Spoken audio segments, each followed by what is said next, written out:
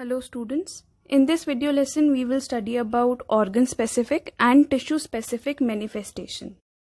Now as you all know, the signs and symptoms of a disease depends on the tissue or organ where the microbes reside. Reside means where they stay.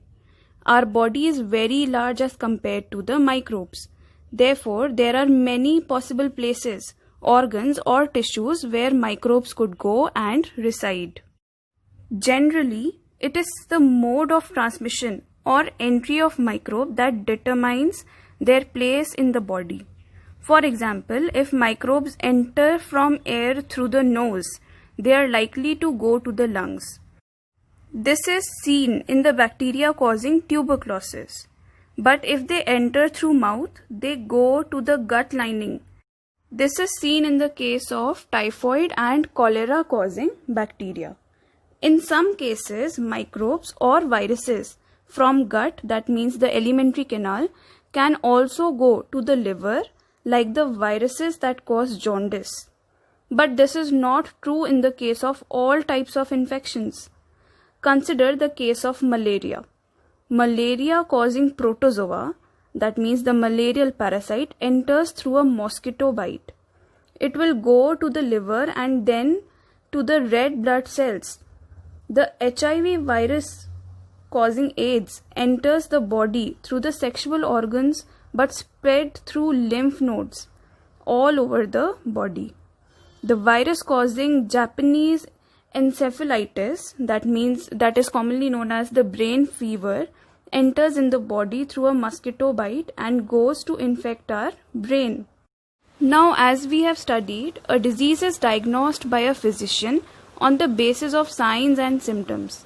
The signs and symptoms depend on the tissue or organ which the microbe targets. For example, if a microbe enters our lungs, the possible symptom will be cough and breathlessness. But if brain is the target, we feel headache, vomiting, fits or unconsciousness.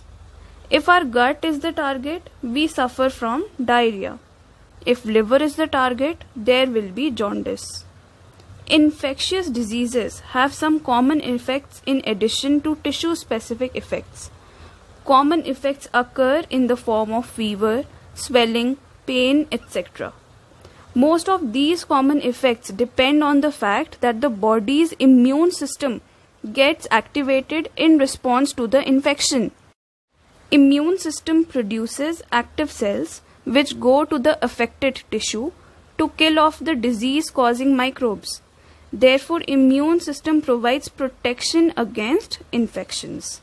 But in the case of HIV infection, the virus attacks the cells of the immune system itself and damages its function. HIV virus kills T cells of the immune system. Thus, immune system becomes unable to protect a person infected with HIV virus.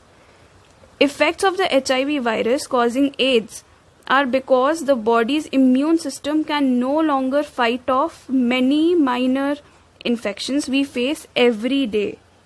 Minor infections such as cold can become pneumonia, or a minor gut infection can produce major diarrhea with blood loss.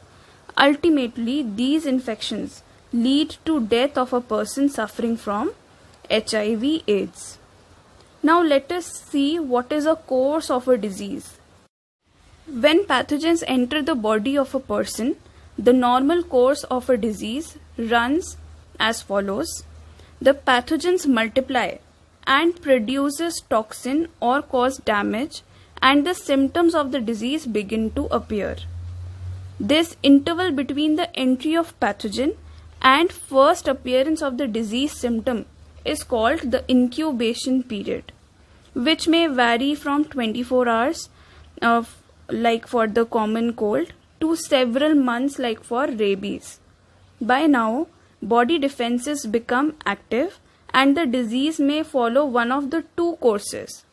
Either the pathogens may overcome the body defense and the patient dies, or the body defenses may overcome the pathogens and the patient gradually recovers from the disease. It is important to note that the severity of the disease manifestation depends on the number of microbes in the body. If number of microbes is very small, the disease manifestation may be minor or unnoticed. But if the number of same microbes is large, then the disease can be severe. Now in the next video lesson we will study about the principles of treatment.